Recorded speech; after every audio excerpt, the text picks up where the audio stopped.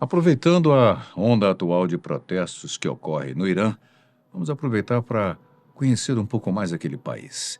Melhor dizendo, a Pérsia, que já foi um dos maiores impérios do mundo. Sabia? Aliás, o próprio nome Pérsia se deve justamente ao quão enorme era esse império.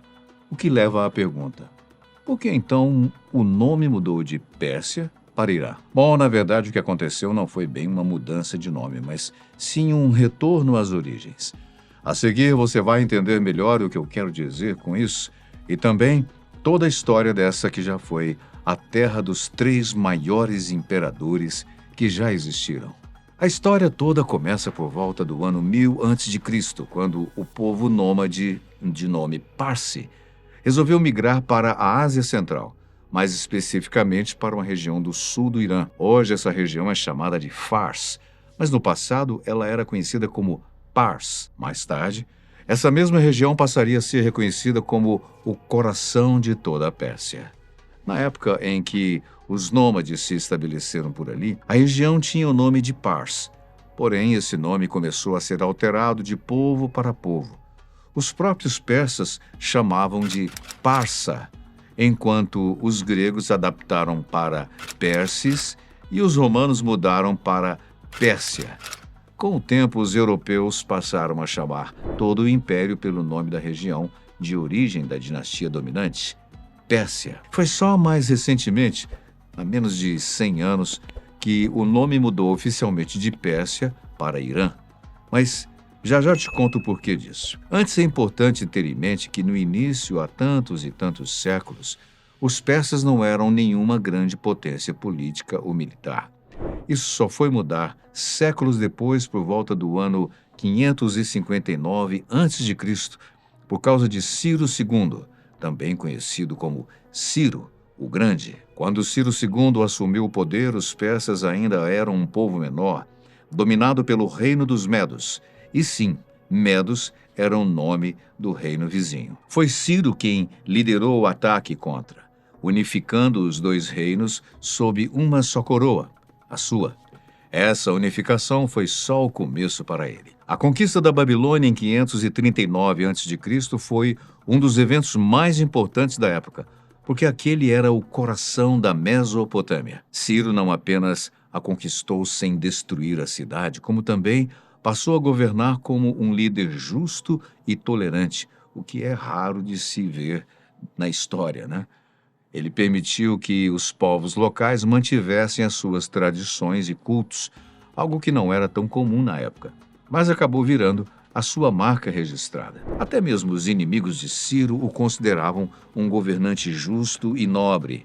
Há até mesmo textos do Antigo Testamento elogiando Ciro por colocar um fim ao exílio judeu na Babilônia, permitindo que eles retornassem a Jerusalém para reconstruir o templo. Ao final de 2 décadas, o que era apenas um reino entre muitos virou um império gigantesco. Pois bem, Ciro é de fato considerado o grande fundador do Império Persa, mas o responsável por consolidá-lo foi Dario I, também conhecido como Dario o Grande. Dario governou de 522 a.C.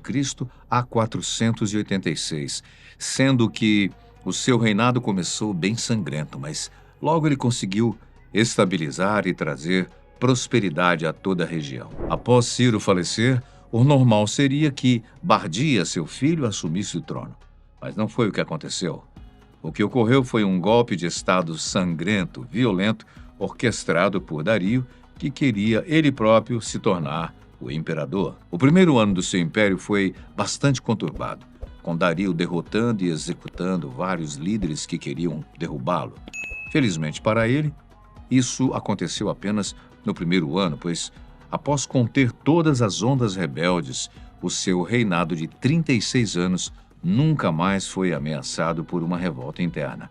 E os motivos para isso vão bem além da força de seu exército. Acima de tudo, foi ele quem botou a casa em ordem. Por ter em mãos um império tão extenso, Dario sabia que sozinho seria impossível comandar tudo. Então, o que ele fez foi dividir a região em províncias.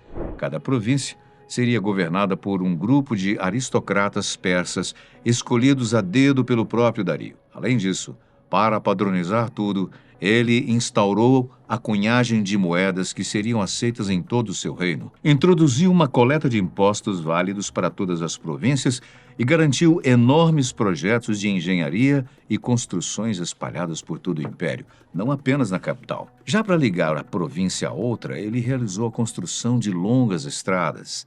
Foi justamente essa genialidade administrativa que fez com que ele fosse conhecido como Dario, o Grande. Após a morte de Dario, seu filho, Xerxes, herdou o trono do império e tentou continuar o sonho de seu pai de conquistar a Grécia. Se você já assistiu antes o filme 300, então vai se lembrar do personagem Xerxes, que foi inclusive interpretado pelo ator brasileiro Rodrigo Santoro e que tentou a todo custo derrotar o exército espartano sem grandes sucessos. No final, Xerxes acabou aceitando que seria impossível conquistar a Grécia e desistiu dessa guerra. Um tempo depois, no século IV a.C., a Pérsia sofreu um golpe definitivo que parecia impossível.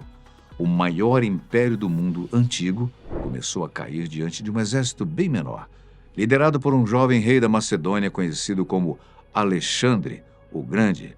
Quando Alexandre surgiu, o Império Persa ainda era vasto e rico, porém começava a decair devido a conflitos internos. O confronto final foi marcado entre Alexandre e Dario III, o último rei persa, em 331 a.C., naquela que ficou conhecida como a Batalha de Galgamela, onde hoje é o Iraque. Pelas mãos de Alexandre, o Império Persa chegava ao fim, após séculos de domínio. Mas vale ressaltar que ele não queria apagar a cultura persa. Pelo contrário, ele integrou a cultura grega à realidade persa, criando algo novo e único que até hoje deixa resquícios. Entretanto, por maior que ele fosse, até mesmo os grandes chegam ao fim, e a morte de Alexandre não deixou um sucessor, deixou um caos. Foi apenas 600 anos após a morte de Alexandre que o governante local, Ardashir I, fundou a dinastia sassânida.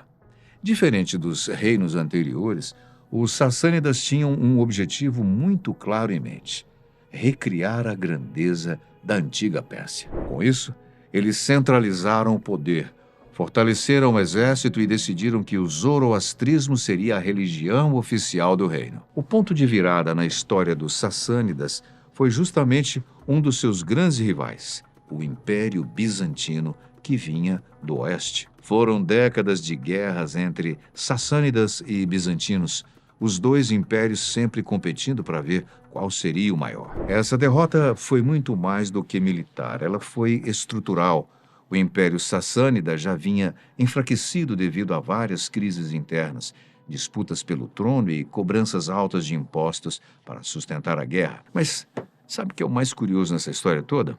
Foi a vitória bizantina que abriu caminho para um inimigo novo e completamente inesperado: os árabes. Após já estar enfraquecido, os sassânidas não conseguiram resistir aos ataques dos exércitos árabes islâmicos, que começaram a invadir todo o território persa por volta aí do ano 633. Cerca de uma década depois, praticamente toda a Pérsia já havia sido conquistada, e o último imperador sassânida passou anos em fuga até finalmente ser encontrado e eliminado. Contudo, mesmo que agora o território pertencesse ao Islã, nos primeiros séculos a maior parte da população persa continuou praticando o zoroastrismo. Foi só com o passar dos séculos que o islamismo se tornou dominante na região, ainda que mantendo certos aspectos persas. Com isso, podemos dizer que a identidade persa não foi apagada totalmente.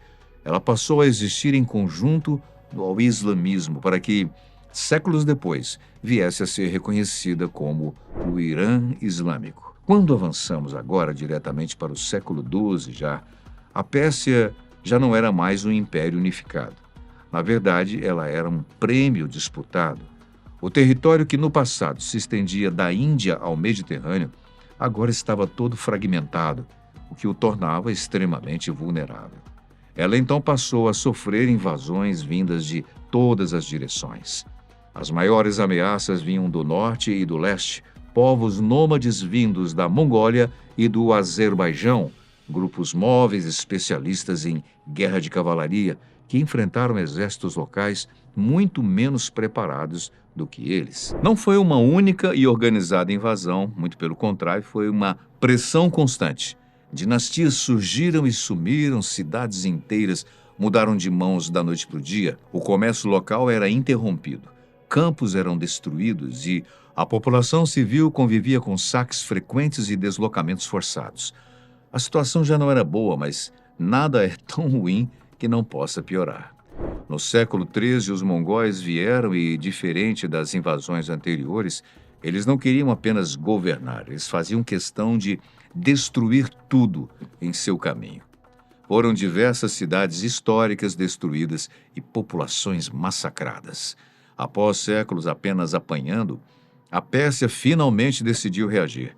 E em 1736 surge uma figura importantíssima, o comandante militar Nadir Shah. Nadir assumiu a Pérsia com um objetivo claro em mente. Dessa vez ele não queria aumentar o seu império ou retomar a glória do passado. Tudo o que ele queria era impedir que a Pérsia desaparecesse. Ele rapidamente reconquistou áreas estratégicas próximas, ao mesmo tempo em que percebeu algo que todos os seus antecessores não enxergavam. Manter territórios muito distantes custava mais do que valia. Em vez de insistir no império que era incapaz de sustentar, o que ele fez foi abrir mão de áreas remotas, focando apenas em regiões estratégicas. Mas atenção! Isso não significava que ele fosse fraco ou cauteloso demais. Muito pelo contrário, pois ele ficou conhecido também por suas missões militares extremamente agressivas. A diferença é que essas expedições tinham um objetivo claro em mente: golpear, extrair recursos e voltar, recuar. Nada de querer anexar territórios distantes e ingovernáveis. No início do século XX, a Pérsia se via claramente inferior militarmente às potências europeias, que agora utilizavam exércitos industriais, artilharia avançada e diplomacia agressiva.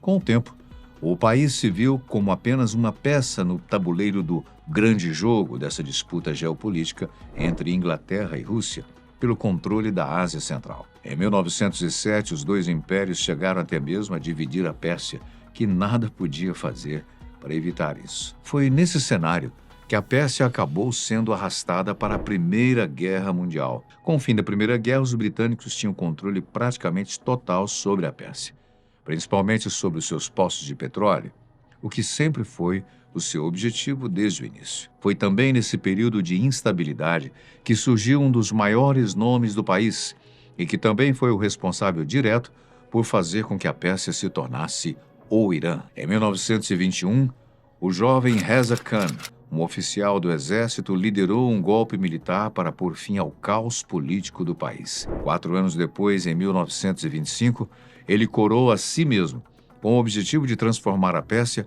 num estado moderno, forte e independente das potências estrangeiras. Mas ele não queria apenas modernizar, ele queria também redefinir totalmente a identidade nacional. E foi por isso que, em 1935, tomou uma importante decisão. Ele impôs que o país passasse a usar o nome de Irã em vez de Pérsia. Bem, para entender essa decisão dele, primeiro nós temos de entender de onde vem o nome Irã. Você deve estar se perguntando isso.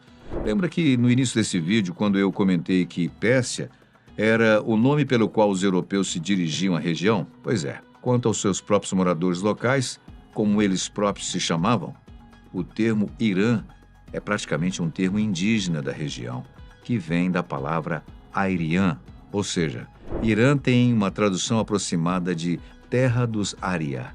E desde o início, mesmo quando o mundo todo chamava-os de persas, moradores locais chamavam a si mesmos de iranianos. Então, na verdade, é um resgate, né?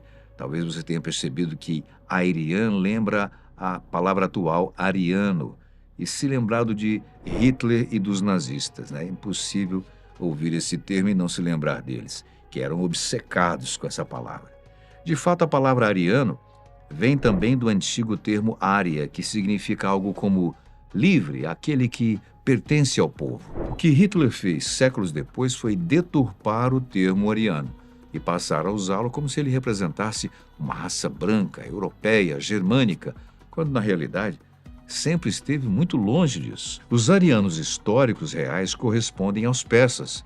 Bem, mas voltando a Reza Khan, em 1935 ele definiu que o país mudasse de nome, justamente para voltar às suas origens, adotando agora o nome dado pela própria população e não o nome dado por europeus. Ao longo da Segunda Guerra Mundial, Reza Khan tentou manter uma posição neutra, ao mesmo tempo em que buscava também uma espécie de cooperação técnica e econômica com a Alemanha. Justamente por esse seu posicionamento, Estados Unidos e Inglaterra o forçaram a se afastar, pois temiam que ele pudesse acabar se aliando aos nazistas. Afastado do trono, quem assumiu o governo foi seu filho, Mohammad Reza Pahlavi, que não apenas ficou do lado dos aliados durante a Segunda Guerra, como também instaurou um governo mais moderno e ocidentalizante. É durante esse período que ele diz que todos poderiam se referir ao país, tanto como Pérsia quanto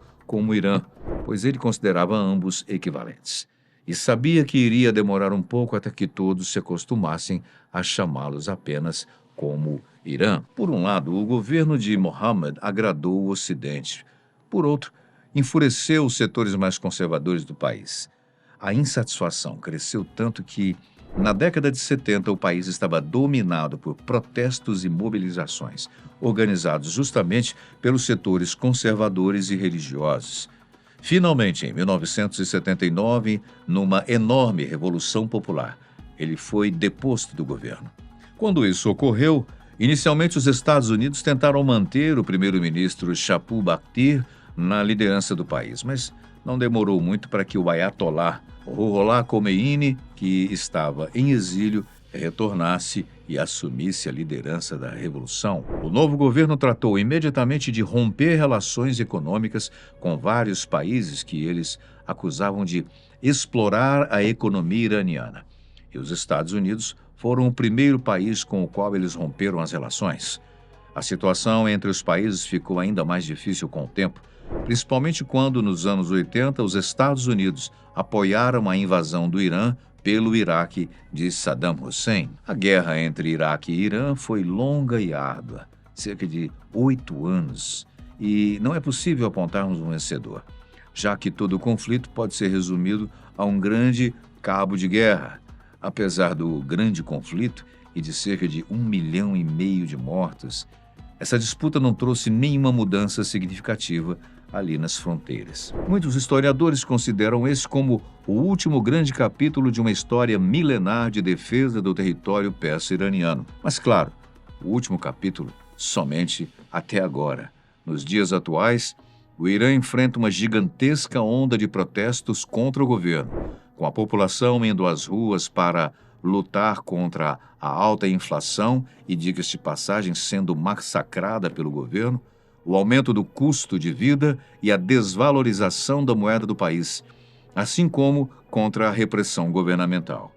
Cada vez mais pessoas estão descontentes com o regime administrado pelo Ayatollah Khamenei e pedem que ele renuncie. O doutorando Khazra Karendag, especializado em questões do Oriente Médio, comenta sobre a situação atual do Irã, dizendo que pessoas e empresas não conseguem mais tomar decisões econômicas básicas, desde compras e poupança até o planejamento do trabalho, comércio e educação. Essa crise econômica está se desenrolando num contexto em que a confiança pública na capacidade do governo de controlar a inflação e criar estabilidade está cada vez mais diminuindo. Para responder às manifestações, as autoridades iranianas estão reagindo com violência e impedindo o acesso à internet, na tentativa de evitar que os manifestantes se comuniquem entre si. O estimado é que mais de 12 mil pessoas tenham morrido desde que a onda de protestos começou. Onde tudo isso irá parar? E qual será o próximo capítulo dessa história tão monumental da Pérsia e Irã? É algo que só o futuro pode responder. E você, o que acha desse conflito? Deixe nos comentários também o que você achou do tema. Nós agradecemos muitíssimo a sua companhia, sempre especial. A gente se vê num próximo vídeo.